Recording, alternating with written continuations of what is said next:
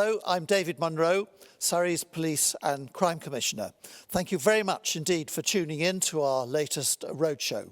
And I'm going to talk for 5 minutes or so, and then I'm going to hand over to the Chief Constable, Gavin Stevens, and lastly, the Borough Commander for Epsom Ewell, Inspector John Vale, and then the important bit, which is to have a question and answer session. So thanks again. Before I get started on that, I just wanted to say how grateful we all are for the magnificent efforts of residents of Surrey for stepping up to the mark in this dreadful corona pandemic. I hope we're on the last lap now, but you can never be sure. And it's up to all of us, as you know, to obey the rules. It's literally a matter of life and death, and that way we'll all be the safer. To the majority, I say thank you. To the very small minority who are not obeying the rules, despite all the explanation and engagement, I would say, please think again, please toe the line. Surrey Police are there to enforce these rules, and they will have no hesitation in doing so. Right, I'm, as I said, David Munro, Police and Crime Commissioner for Surrey. My primary job is to hold Surrey Police to account on behalf of you, the residents. And I can only do that if I know what you think, which is why this event is so important. We'd like to know what you think we're doing right. I think we're doing a lot right, frankly. What you think we're doing wrong, and what you think we could improve on. I'd like, first of all, to just talk about some of Surrey Police's achievements. And I'm very proud to be associated with Surrey Police, so I think they have achieved a lot. After a decade of cuts, very painful cuts, I'm delighted to say that more officers and staff have joined Surrey's police, and more are to come. I'll go into a bit more detail later, but I'm really, really pleased that they're not all actually out there in our communities. It takes a bit of time to recruit and train them, but some already are, and I promise you there are more to come. I'm also glad to say that our satisfaction ratings with residents has also improved. We're at number 7 nationally. We'd, of course, like to be number 1. I'm sure you would like us to be number 1. And I hope and believe that we're on our way. I'm particularly pleased that victims who have a really hard time, if you're the victim of a crime, that our services to victims is... over 2/3 of victims believe that we are doing a right job. There's more to go on that, of course, but I'm really, really pleased that we are reaching out to the most vulnerable members of our community in this way. Before I go into the precept details, I thought you'd be interested to know what happened since you last, a year ago, gave approval for us to increase the precept just a little. And I said that that precept would provide extra additional officers and staff by March this year. As I said, they're not all out there on the streets quite yet, but they will be. We are on target. And that is supplementing the Boris's 20,000, the 20,000 police officers paid through central government. They're coming out to joining Surrey Police as well, and that will continue. A lot of those additional officers will be directly at the local level, and I'm sure that Inspector Vale will talk more about that, about what's actually happening in Epsom and Ewell on that. And it's not just on the ground with police community support officers and neighbourhood officers, and we're also putting in a lot more effort into solving crime. The clear-up rate is okay as compared nationally, but it's we think we can do much better, and I know that that's getting a lot of attention. We're putting more resources into that, and Chief Constable will speak more on that as well.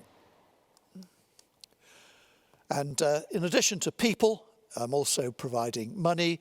And look at the second bullet point down. Unfortunately, one of the very bad side effects of the pandemic crisis is that domestic abuse is going up. We know that one of the results of people being cooped up in their own homes means that tensions rise, and there are too many survivors of domestic abuse. And so we've provided new refuge spaces for that, and lots of other things doing, as you can see. So what's the deal? The government have allowed us to raise the policing element of Surrey's council tax by 5.5%. It's equivalent to £1.25 a month on a Band D property, or £15 a year. My belief is that's money well spent, but I want to find out what you think. And that's my recommendation to you. I think policing needs that amount of money, but in return, I can promise to you that the money will be well spent, and particularly we are going to be able to recruit even more officers and staff. And the aim is to recruit over 150. Most of those officers will be paid for through the precept. But of course, some will be paid through via the national uplift that I've already mentioned. But together, there'll be a substantial extra number of police officers and residents. You've already seen the benefit of it, and you'll see even more in the next year.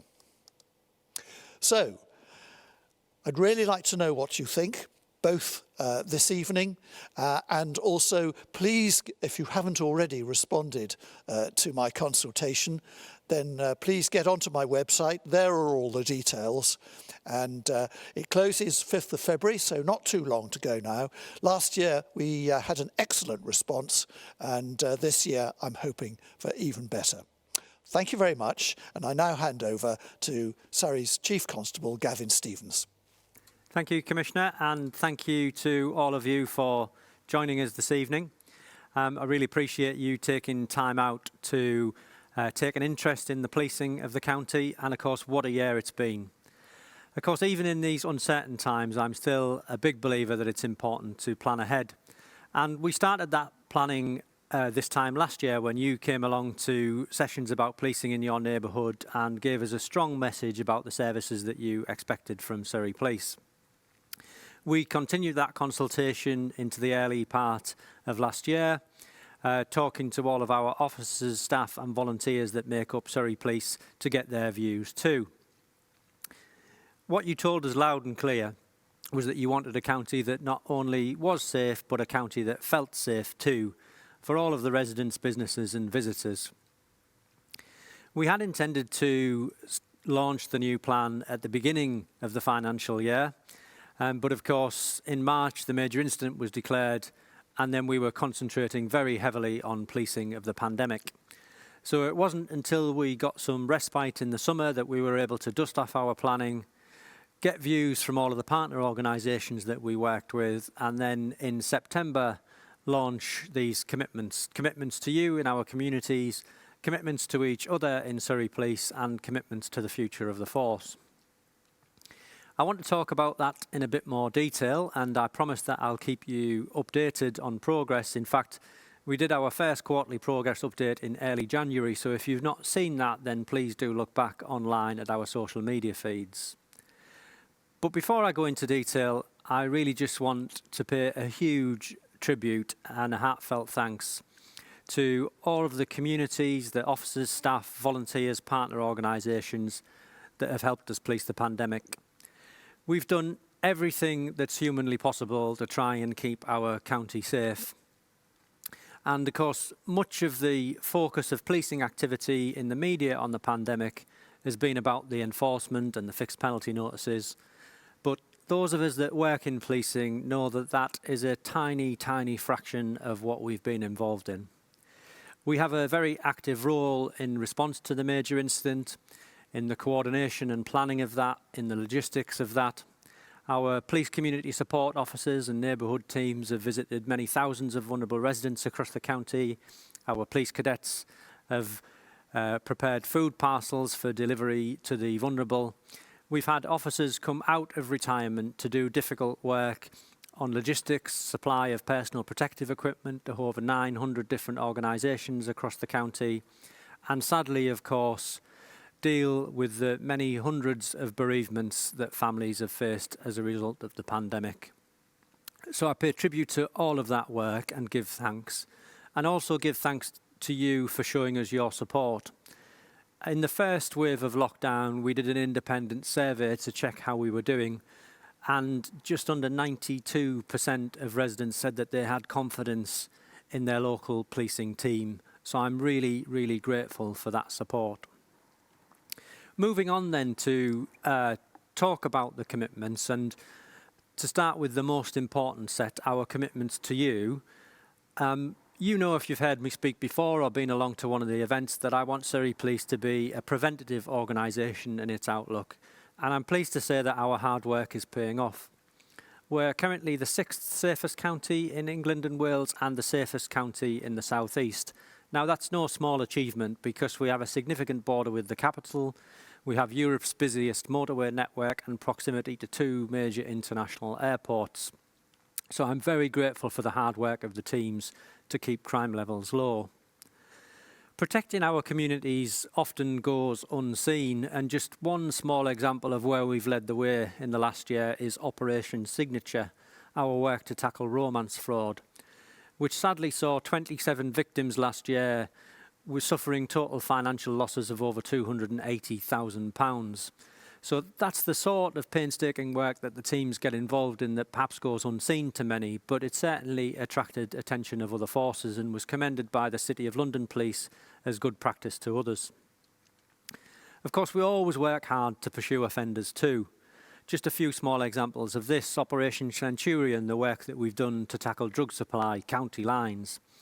Working together with the Metropolitan Police and other forces across England and Wales, we do detailed investigative and technical communications work to take out drug supply lines at source and on the streets of Surrey at the same time, reducing the harm that drugs cause in your neighbourhoods. On road safety, we've done Operation Tramline, which gives us a HGV eye view of dangerous driving on the roads, dealing with over 305 motoring offences. Just a little part of what we do to keep you and your loved ones safe on the roads. And then more recently, Operation Rally. Together with British Transport Police, we've tackled those criminals through their theft and damage that blight our beautiful county. Whether that's stealing materials from precious buildings, whether it's scrap metal theft and catalytic converter theft, or dumping materials on the road. In that operation, we stopped over 150 suspicious vehicles, dealt with 31 offences, including licensing and immigration offences. Of course, there's always more we can do, and our focus for the coming year will be to solve more crime. If you're a victim in Surrey, the chances of having your crime solved are not high enough, and we want to do better on that for you. Turning next to the commitments that we've made to each other inside the organisation, I'm a passionate believer that what an organisation feels like to work for has a direct bearing on the quality of service that it gives. And we want to aspire to the highest professional standards. Some examples of that are tackling those everyday issues that all organisations face and not ducking from them. So I'm proud to say that we're part of the Everyday Sexism project, where through an online debate we've tackled discrimination that female colleagues can face in the workplace from day to day. Through that debate, we started a campaign called Not in My Force to make it clear that this is a force where behaviour of that sort is not tolerated at all, and that our workplaces are inclusive for everybody. Of course, we're proud of our achievements too, and we celebrated Black History Month, welcoming back to Surrey our first black police officer, Dr. Victor Elisa. Victor took part in an online seminar that was attended by colleagues in forces from around the country, and the exhibition that we put together as part of Black History Month went out into our communities so you could engage with that too. Of course, this is an important part of us wanting to be a truly inclusive organisation, so we properly represent our communities and so that you can see yourself in us. And this year, up until November, we welcomed over 268 new officers, and on a single day in October, we attested or swore in 75 officers on a single day. We've never seen anything like that in Surrey before. And if that wasn't enough, we also welcomed 33 transferees, some of whom were returning to Surrey, having tried policing out in other forces. We welcomed 56 police community support officers and 301 police staff colleagues. So it's been a tremendously busy year for our recruitment and training teams. Our focus for this year is to maintain those exceptional high levels, those high standards of recruitment, training, selection and continuous professional development, so that we can make sure that we've got the skills needed in the modern policing world to keep you safe. Finally then, turning to our commitments for the future of the force. I do think it's really important for us to plan ahead, and if you've heard me speak before, then you'll know my passion for prevention. We need to be a preventative organisation if we're to survive the turmoils that face us. Now, the problem-solving unit oversees over 350 live cases, so these are cases where officers in their local areas are trying to get to the root causes of crime and disorder problems to design them out at source and keep our county one of the safest in England and Wales, and perhaps why not be the safest county in England and Wales. This year, of course, is one where we've worked exceptionally hard together with others. Policing is not an endeavour that we can do alone. We're so reliant on the support of other organisations and groups. And the work that we've done to forge new partnerships in the pandemic, I'm determined will endure beyond, so that by working together, we can give you an even better service. A small example of that is the volunteering effort that we've welcomed. Our Special Constabulary alone did over 43,000 hours of service. And of course, some of those colleagues were in furloughed employment that chose to give their time to policing. And finally, I think it's my responsibility as Chief to get the full potential from the organisation, not just by making it a great place to work where people can get new skills and give great service, but also from our information and technology too. So this year we've introduced a new body-worn video system. We've got a new online platform to manage digital evidence where you can upload evidence that you may have directly onto that system to assist us in our investigations. And we've also put in place a digital 101 system where you can contact us online 24/7, 365 days a year and expect the same high quality service as you would if you called us on the telephone. And from a personal point of view, so as not to get rusty, I completed my taser training course so that when I do get time to get out and about with the teams, I can help them to keep you safe too. Of course, as in the other commitments, there's always more that we can do. And the focus this year will be to get the very best from our information so that we can properly plan ahead and make sure that the new investment and new officers are targeted to the right areas, having a really full understanding of how demand for policing services are changing. And on that note, we'd like to give you a local perspective, and I'm very pleased to welcome Inspector John Vale, the Borough Commander for Epsom and Ewell. Thank you, sir. I oversee the Safer Neighbourhood team for Epsom and Ewell, and I work closely with the Neighbourhood Patrol team who provide 24-hour policing cover for the borough. Our primary aim has been and will continue to be to make Epsom and Ewell the safest place it can possibly be and to allow communities to thrive without living in fear of crime. The Safer Neighbourhood team is the local face of Surrey Police. It's our responsibility to engage with local communities, understand local problems and to plan an effective response.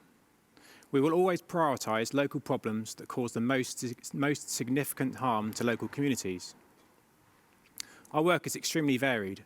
Day to day, my officers and staff can be working on activities to tackle domestic abuse and social behaviour, drug-related harm, modern-day slavery and human trafficking, and serious and organised crime, to name but a few.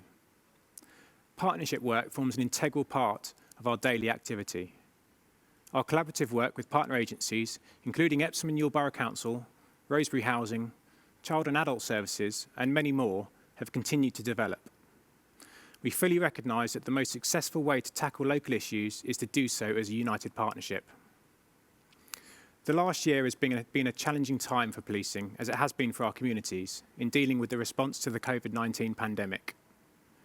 we've had to adapt to deal with a variety of new tasks while continuing to deal with daily demand. On a more positive note, we're extremely fortunate to have seen an uplift in officers who have joined us over the last few months. An additional 7 officers have joined my team, which includes 2 youth engagement officers and 5 neighbourhood specialist officers. I've set out my expectations clearly for my team, and these officers have hit the ground running this winter. I'm confident that you'll start to see the impact that these additional resources will have to the benefit of our communities.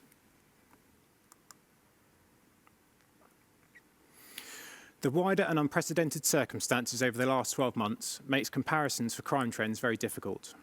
As a general update, serious acquisitive crime, which includes general thefts such as shoplifting, is down by 20% compared to last year. Reported burglaries have reduced by 23%, and this follows a 19% reduction in domestic burglaries from the previous year, 2018 to 2019. We've conducted a number of interventions locally, including joint initiatives with our partners at the Metropolitan Police Service to tackle cross-border crime, which has allowed us to see this outcome partly. Theft from motor vehicle offences have decreased by 20% nearly.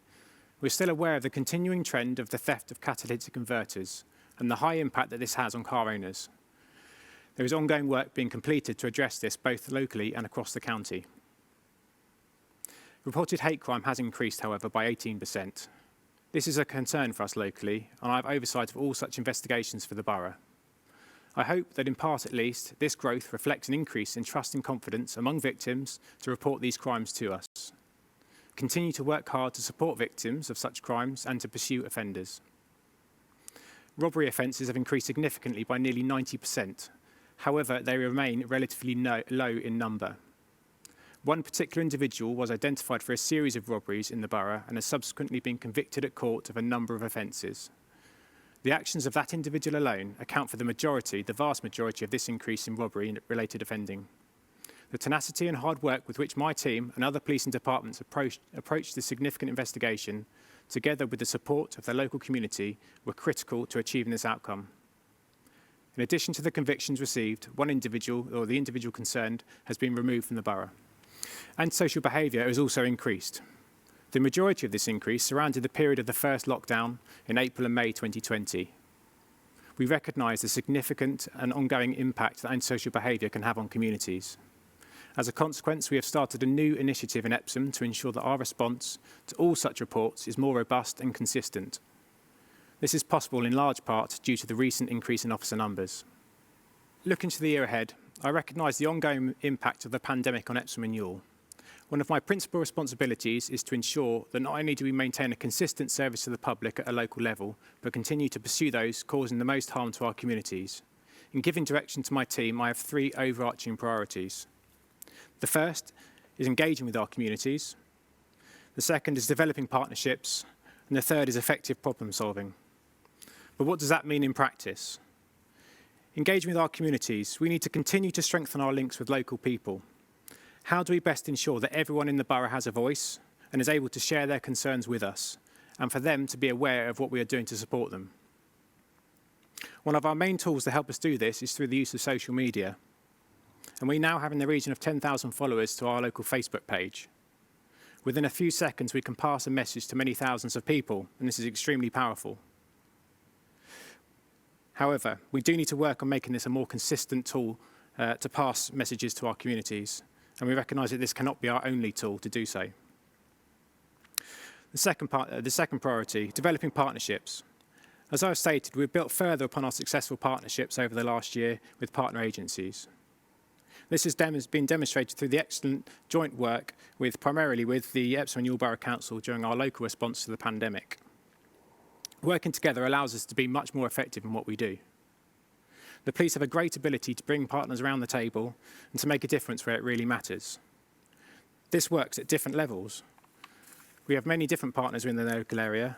Neighbourhood Watch, for example, religious groups, residents' associations, to name but a few. And the third priority, effective problem solving. As a neighbourhood team, this is one of our core functions. We commit to giving our officers and staff the right tools and skills to be able to make a real difference to local issues. Key to this process is being able to get a comprehensive understanding of local problems and the fundamental causes behind them. Only then can we be confident that we're taking the right actions to achieve the best outcome for all involved. Thank you. Thank you very much indeed, John. And we'll now go on to the important part of this event, which is to take your questions and comments, which we will try to answer as honestly and as much detail as we possibly can.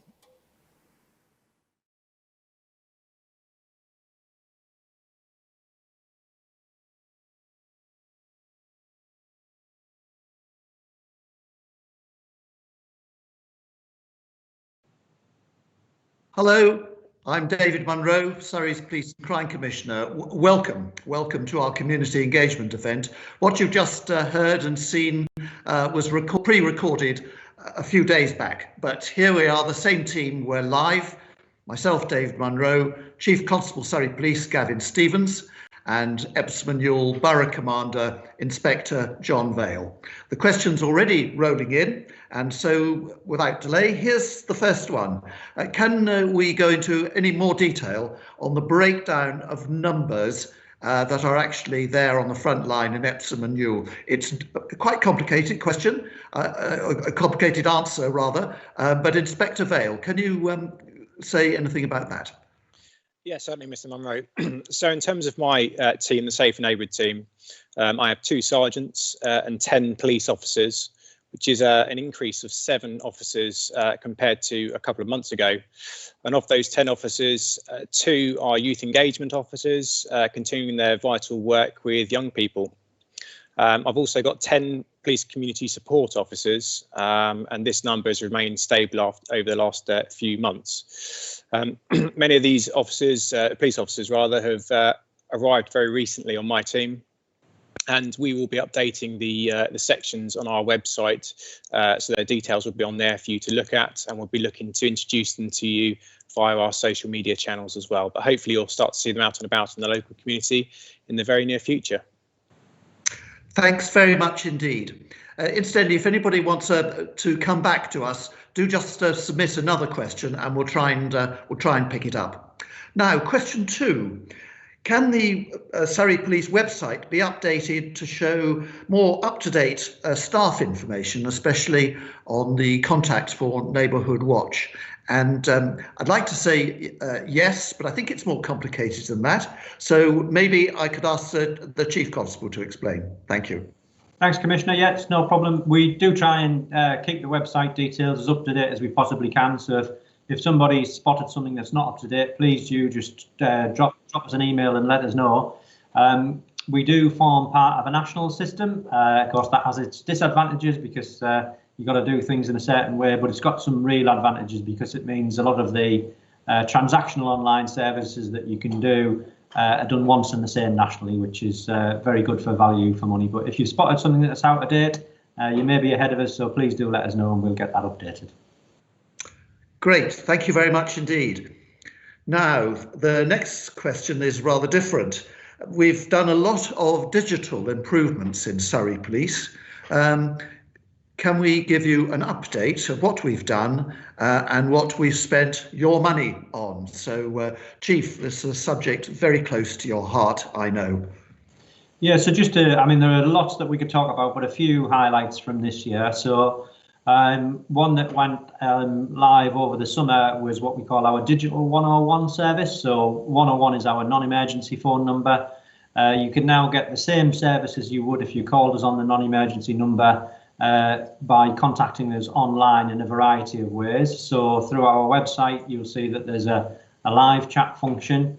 You can also contact us on any of our social media channels. So whether you send us a tweet or a direct message on Twitter or a Facebook Messenger, all of those different ways will be picked up by the team here at Surrey Police Headquarters Contact Centre, and you'll get a great service in the same way that you would that you called us, and it's a lot of people are finding that very convenient.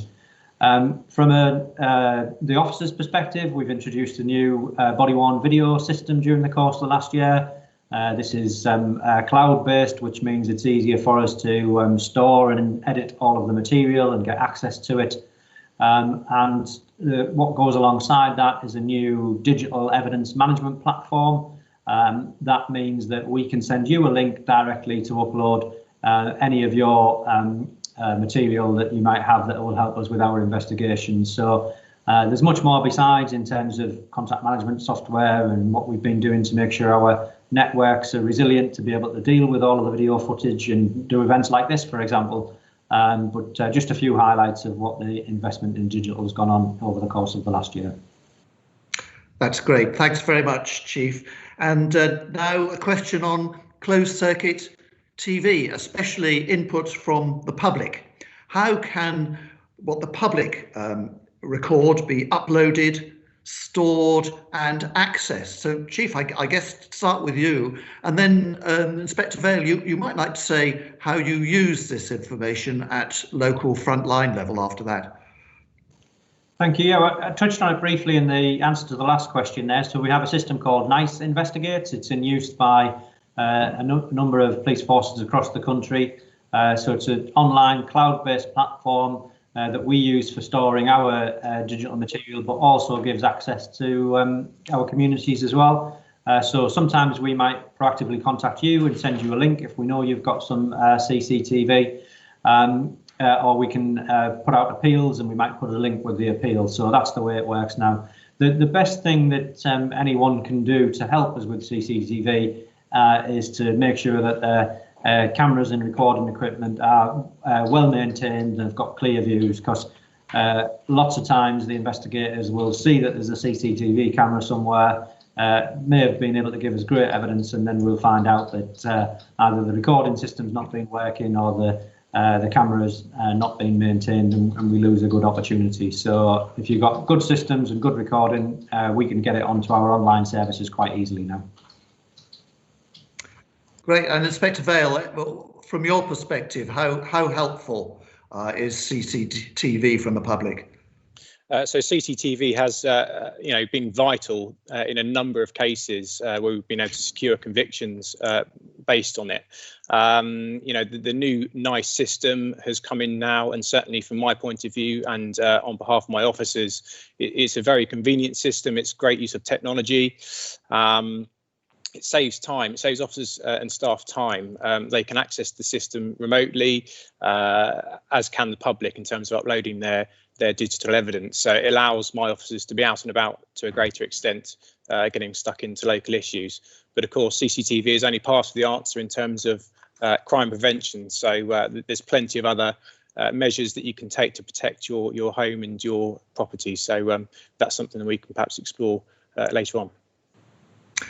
Good, thank you very much indeed. And something really completely different now. Somebody is saying, am I personally going to be running for Police and Crime Commissioner the next elections? Political question, obviously I'll take that. The answer is yes. The next elections are due on the 6th of May 2021, just under 4 months' time, and I intend to stand again for a second term as Police and Crime Commissioner. I have to say, in my mind, there is doubt as actually when those elections are going to take place. The government is saying that it's very keen that they go ahead, and so am I, because we need regular elections, but I think under the current crisis, they may well be postponed. But whenever they're happening, I will be standing, I will be opening up my campaign, so you'll be hearing all about me. I won't say anything more in this forum about that.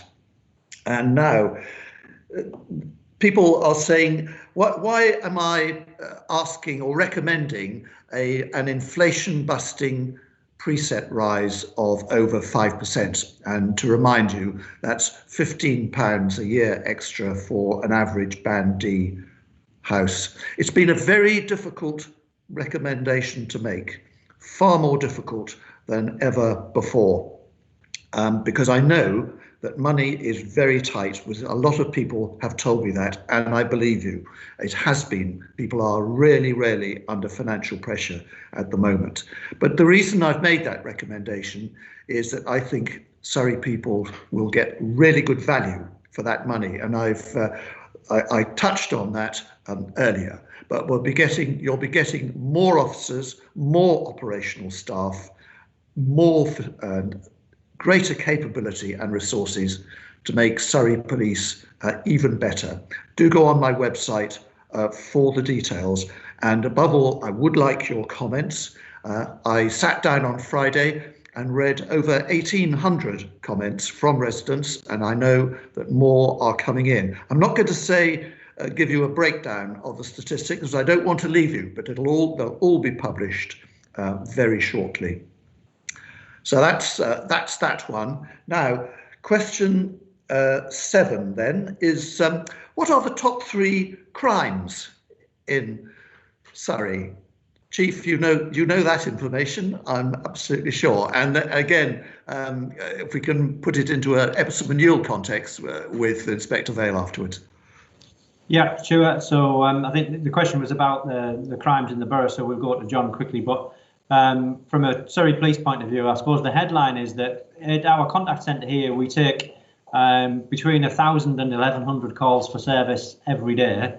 And the first thing to point out is, of those 1,000 or 1,100 calls, only about 10 or 15% of them relate to crime, maybe another 10 or 15% antisocial behaviour. So often people think policing and crime, but we deal with a much wider range of issues to support our communities and keep them safe, other than just crime.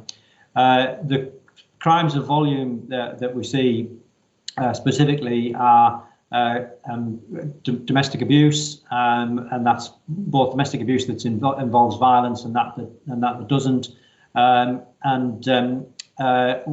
some sort of what we call acquisitive crime, so theft offences. And one area that's been a particular note during this last year is theft of catalytic converters. So there's much more I could say, but I'll pause there for John to give a local perspective on it. Thank you, sir. So in terms of volume crime for Epsom and Ewell, that would be antisocial behaviour and related offences, theft related offences as well, including vehicle crime, and again, domestic abuse.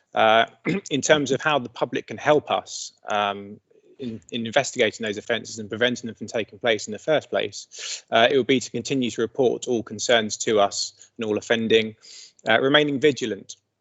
If it doesn't look or feel right, it probably isn't. So please do report it, continue to report it to us, and also reduce the likelihood that you'll become a victim of crime. So quite often some simple crime prevention activities will make it harder for criminals to operate. Thank you. And now, vaccination.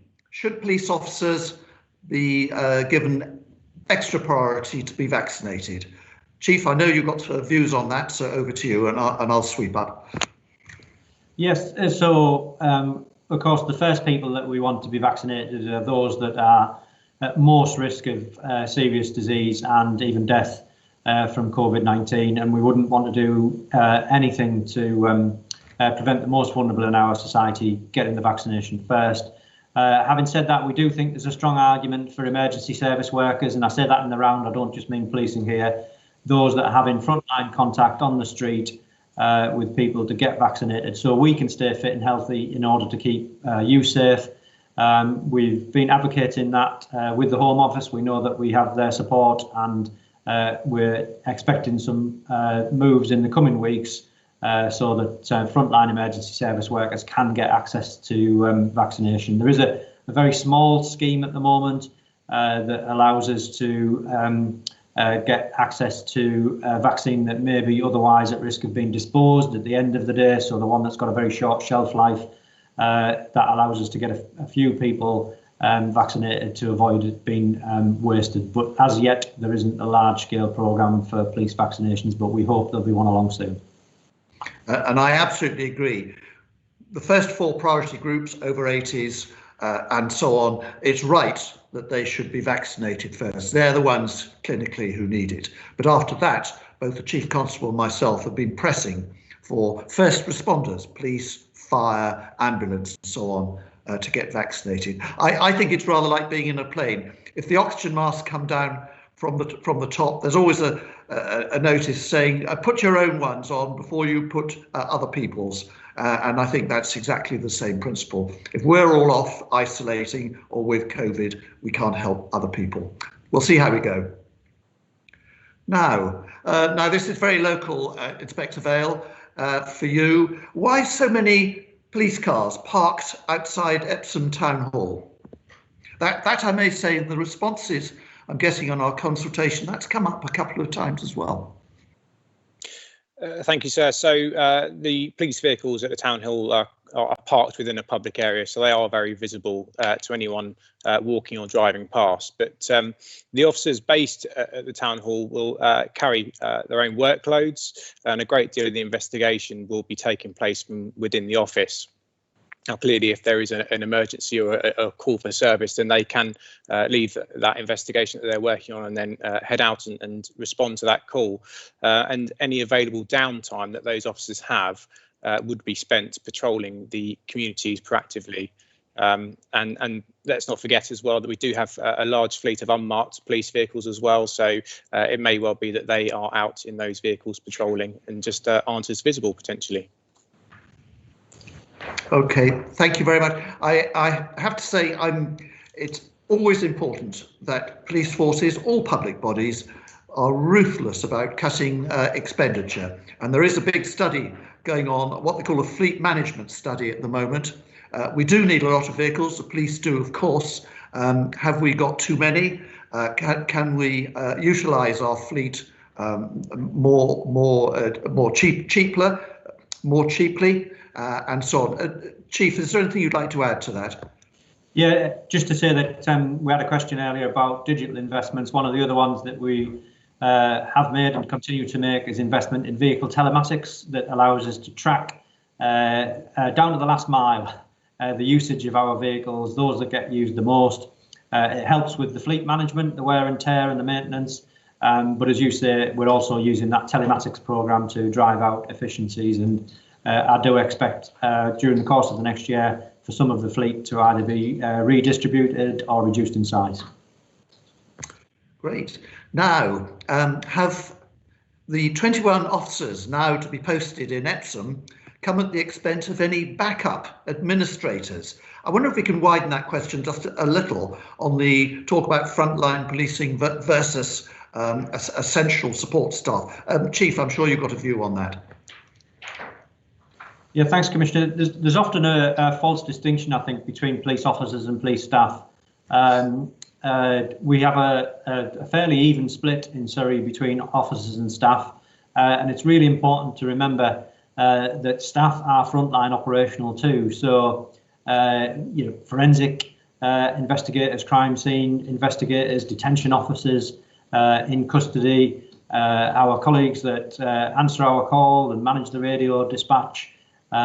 All of these roles are police staff roles, but nevertheless very, very frontline. So we try to keep our administrative support to an absolute minimum and invest in new technology to help with that. So I think it's a really important point to make that a real high proportion of our police staff colleagues are frontline operational too. Great, thanks. Now I've missed a question, so I apologise. Someone who typed something earlier. How's being at Epsom Town Hall allowed people to access? Is it John Vale? Is it actually working? Police officers being stationed in the town hall? So for me personally, and I can speak on behalf of my team as well, being based at the town hall is great for partnership work. We've got numerous other agencies that are based within the same building, and in terms of joint working and joint initiatives, that's been invaluable. Also closer, albeit only just slightly closer to the town centre. There's more footfall that comes to the town hall anyway, and with our front counters, when they do reopen, when the restrictions are lifted, people have got access to come in and speak to us as well. So it has been, I think, an improvement moving to the town hall. Thank you very much indeed. Now, a question on, now I'll read it out. Why was all the extra government money of £500,000 given to one police area and not shared evenly? I guess you're referring to the Safer Streets project, where a government gave Surrey Police half a million, specifically to concentrate on one area to make that area safer. And we were told that it's no good spreading the money throughout the county, otherwise we wouldn't get any. And we had to put all of it into one specific area with high crime. It's a pilot by government to see whether it works. So that's what we did. It's gone to North Stanwell, and a project has started to make some of the blocks there much more secure, better doors, entry phones, fences, and so on. Project going on at the moment. We'll see if it works. If it does work, I hope and expect it can be rolled out across the rest of the county. Chief, is there anything you'd like to add to that on safer streets?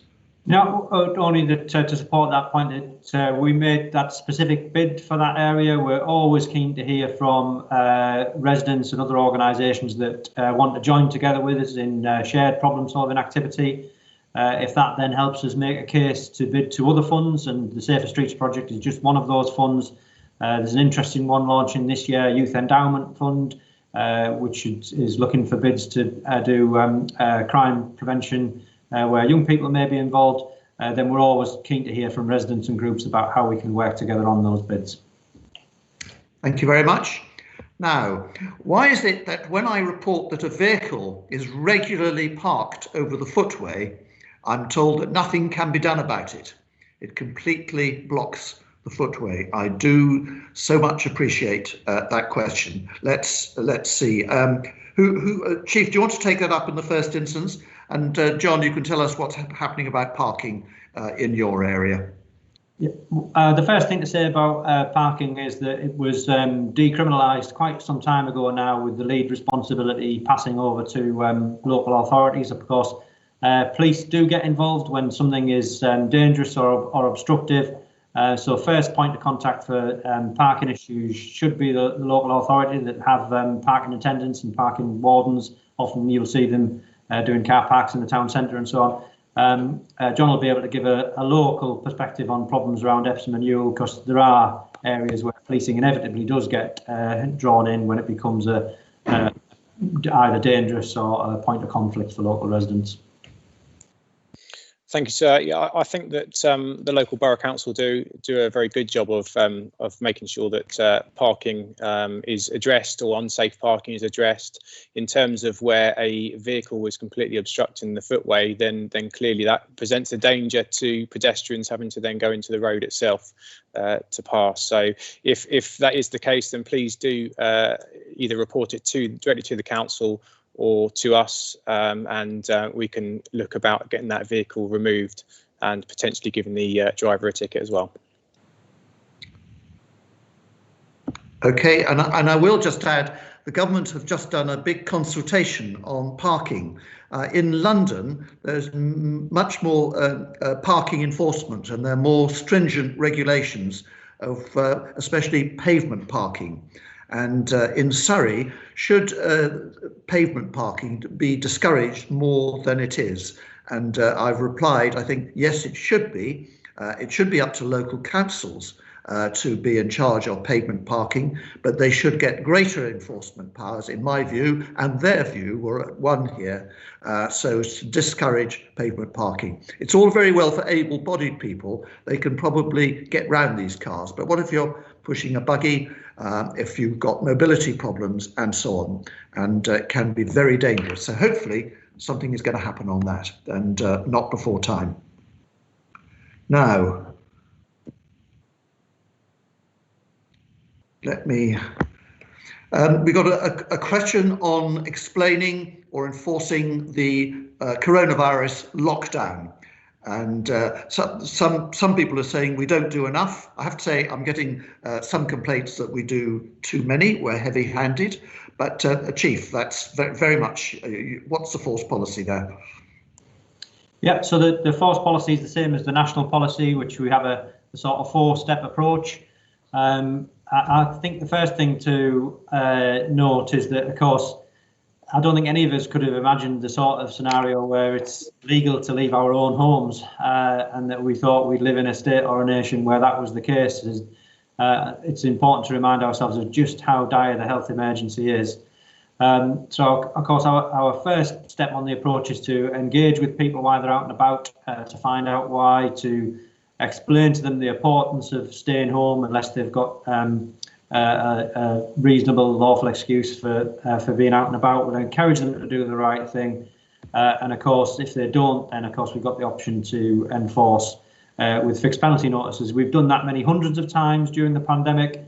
We've issued some of the £10,000 fines as well. But I am pleased to say that the vast majority of the Surrey public have done the right thing. Please do keep reporting the breaches to us.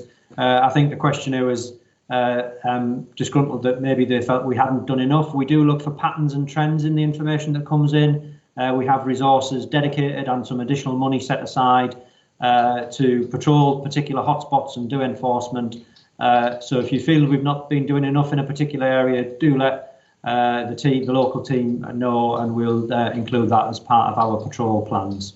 But I think it's important to get the balance right and say that the vast majority of the public have been doing the right thing, and we're very grateful for that. I absolutely agree about the vast majority. Yes, John, from Epsom and Ewell perspective, what are your problems, particularly locally? So Epsom Ewell has a number of local beauty spots, including Epsom Downs, where we have seen historically some issues. In terms of enforcement of the COVID regulations, we certainly have seen an increase in the number of fines that we've been giving locally, and there have been a number of people travelling quite some distance to come into the borough. So, our main focus is to protect those living locally, and so we have taken steps to address that. Just last week, or this weekend just gone, issued a number of fines to parents of children who were congregating in local parks. And we're working very closely with the Borough Council as landowners in terms of making sure that those spaces are as safe as possible for everyone to enjoy. Good. Thank you very much indeed. Now, the Chief Constable mentioned we're number 6 for safety. Somebody said, is that because the force doesn't ever investigate the reports? Are they just filed? Well, the answer is no, they're not just filed. I can say that categorically. Chief, you'd want to explain that, I'm sure. Yeah, so there's two different things in this question. So the number 6 for safety comes from an independent survey, the crime survey for England and Wales. So we have no influence over those statistics. It's an independent measure done by the government. And that's about your risk of being a victim of crime in Surrey, which puts Surrey as the 6th safest county in England and Wales and the safest in the southeast. When a report comes into us, we get audited by independent inspectorate on our accuracy of recording those offences, and that's quite detailed. So, for example, if we're in a partnership meeting and a partner tells us about a crime that's been reported in a meeting that they've been in, then we have to record that. All of that sort of thing will be checked through, and we received a good grading for our accuracy in crime reporting. On each and every crime that comes in, we do an assessment as to the solvability factors. Are there lines of inquiry for us to follow? What's the risk and harm caused by that crime? And that will have a bearing on the amount of investigation that happened. And I suppose that's common sense in a way. You would expect us to put far more resource into investigation of a homicide than you would to damage to a small piece of property that's easily repaired, for example. So we do have to make that assessment in limited resources, but we're not number 6 because we're not recording. We're number 6 because we genuinely are the 6th safest county in England and Wales, and the team do a great job to keep us safe. Thank you. And even though I don't agree with the implication that we're not doing it, I do agree that it's absolutely crucial that we record all reports, and we record them right. Because if we don't get an accurate picture of what's happening out there, then how can we even start? And it's one of the things, areas, of course, that I do scrutinise the force carefully as part of my holding to account role. Now, local residents view police on the streets as a deterrent to crime. Of course they do, and they're right. What percentage of police officers on a shift are expected to be out on the street? John, can you say on an average day or night how many people are out there? That's quite a difficult question to answer. It really does depend on the demand on the day itself and the time. It's important to keep a balance so that we can keep up a presence at any given time in key areas, of course. And officers will much rather be out and about in the public eye whenever they possibly can be, making a difference. And that's why most police officers and staff join the job in the first place. Now, the recent increase in staffing on my team will certainly help in terms of keeping that presence up in public. Okay, and yeah, I was just saying, if I can add to that, Commissioner, I think as John outlined in his introductory video, I think it's also important to note that it's not just John's team that are keeping Epsom and Ewell safe. We have our roads policing teams, our armed response vehicles, the teams that are divisionally based, our proactive teams and so on. So all of that resource is available to support Epsom and Ewell, and often will be present in Epsom and Ewell. In fact, the last time I went out and did a shift with our armed response vehicles, we spent most of our time in Epsom and Ewell looking for a particular criminal that was on the list to be arrested. So, you know, there's that support in addition to John's team. Some of that will be marked cars and visible, some won't be. thank you very much indeed. Now, a question on police cadets, volunteer police cadets. Can we please have an update? Chief Constable, I think that's your best place for that, aren't you? Well, we're exceptionally proud of our cadets. The scheme's gone from strength to strength over recent years. The cadet leaders have done a fantastic job of keeping them going during the pandemic with online sessions and so on. And when it's been safe to do so, they've helped out with community projects too. So they were helping at the food bank in Buckham and put together food parcels to the vulnerable, so they could be delivered. But John might want to give a perspective as to the local team too. Yeah, thank you, sir. So Epsom Ewell has one of the strongest cadet teams in Surrey. We're very fortunate to have them, a great bunch of young people and some really great leaders as well. We have been continuing to engage with the cadets virtually, as Mr. Stevens has said, and I've been engaging with them via Zoom, trying to keep them going and keep their enthusiasm up so that when the restrictions can be lifted, then we can really get them back out into communities and continuing the valuable work that they do. Thank you. We're running out of time here, but I'll try and get a few more questions in. Why have detection rates fallen to fewer than 1 in 7 in December, says the questioner. Chief. Yeah, this is an excellent question, and one that is of concern to both you and I know, Commissioner, that absolutely we want there to be a much higher chance, if you're a victim of crime in Surrey, to having that crime cleared up. There's actually quite a bit to the answer. So the first thing to say is that there are now a much greater number of categories of which a crime can be resolved, 21, believe it or not. So 21 different ways that a crime can be resolved. And only some of those are grouped in the language that's used here, detected. But for example, we might do work with a children and young person that won't necessarily get that sort of tick in the box, as it were. The other thing to say is that the volume and complexity of crime reports that we're dealing with has really changed throughout my service. So if you take, I don't know, a typical burglary, for example, we might be more looking at digital forensic footprints than we are physical forensic footprints.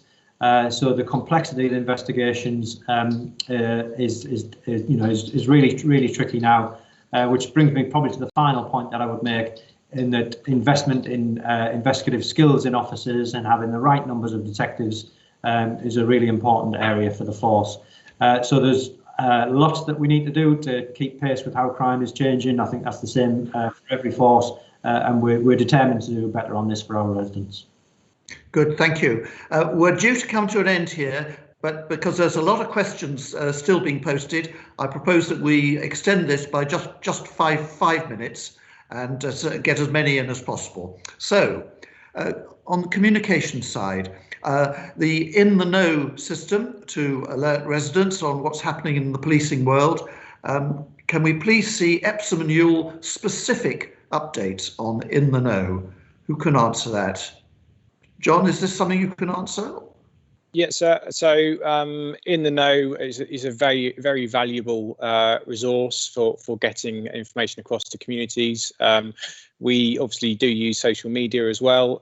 We do need to get better at passing information more consistently using In the Know, and that purely is a case of making sure that we've got the staff available to put the updates on there. But that's something that I will address and see if we can improve that and make it much more consistent. Okay, now, can we please publish photos of the police community support officers on the website? Don't see any problem with that. Do you see any problem with that, Chief, in principle? This comes back to one of our earlier questions about the national system, the single online home. So there's a refresh that's been done to that.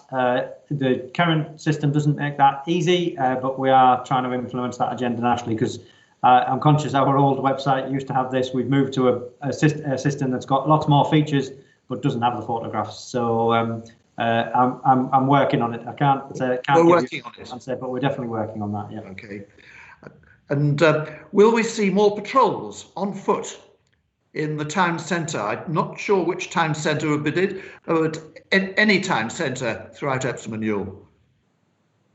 Yes, I'll certainly be looking to increase the number of visible patrols we have, and also plain clothes if we have a specific issue.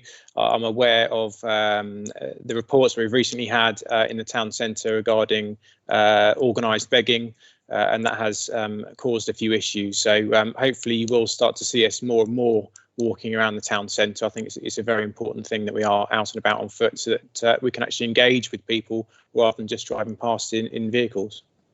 Thank you. And here's one which you'll like, John. Looking forward to developing partnerships with you, as we, I'm not sure who we is, are Epsom and Ewell's most followed social media pages. Epsom and Ewell Beat, I know, is very active. Perhaps you'd just like to say something about that. Yes, thank you, sir. So the Epsom Ewell Beat page is, you know, as I said, is a great engagement tool for us. It's something that we're trying to build upon all the time. It can be quite a challenge for my team to ensure that we're keeping it consistently updated, but I think we are getting better and better. There's more and more people following us and getting out the right messages to the public. So together with the digital 101 system and being able to contact us via Facebook and have that live chat function, I think it will go from strength to strength. Thank you. Now, I think we're just time for two more questions. When my local community had a massive problem from a family rehoused by Rosebery Housing Association, Surrey Police were very slow to react. I haven't got any more details, I'm afraid, so I'm not sure we can answer that in detail. But Chief, what do we do as a matter of course in that? Yeah, that's exactly the sort of local issue that John and his team would like to hear about. We work closely with all of the housing associations, including Rosebery. I'm sure John and the team have got good relationships, so please do come into us if you want to follow up on that issue. John, any more to say on it? No? Thank you, Chief. So in terms of Rosebery, they are our largest housing provider in the borough. We have a great working relationship with them. They've recently had some new staff come on board, and we are getting to know them. And the working relationship that we do have is very productive. We've had some great results recently. So in terms of any specific issues, I'll be more than happy to look at those moving forward to make sure we can get the desired outcome. Good. So please contact Surrey Police. And the same speeding vehicles on the increase on Alexandra Road. We've had no police speed checks for a number of years. What can be done about that? So in terms of Alexandra Road, I believe we have had some speed enforcement take place there by our casualty reduction officer. What we would like to do is receive reports from members of the public with any concerns that they do have regarding streets, locations, and that's something that we can do. We can allocate my team and the casualty reduction officer to conduct some surveys, some speed enforcement where we possibly can. And look to address any concerns.